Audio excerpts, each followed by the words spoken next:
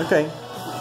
So, if you guys seen part 1 and part 2, you are in part 3. So, part 3, we are going to show you the resorts. How to make slime at home. So, this is what we got. A pretty fluffy pink giant slime. And it turned out so good. So it's stretchy, it's fluffy, it makes good sounds. Yeah, it's so cool. It's like a hot pink color. Yeah, it's so cool.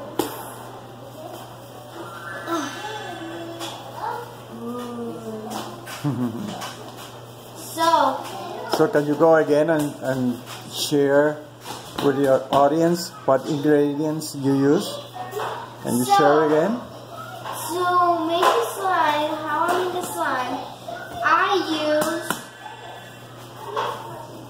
Tide, shaving cream, and some glue. Put it over there. Okay. Those are the 3 main ingredients. And if you want to add color, I use this one. It's like a hot pink color. It glows in the dark light. I think it's not going to glow in the dark.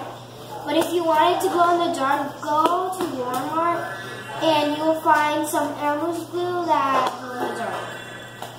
Okay.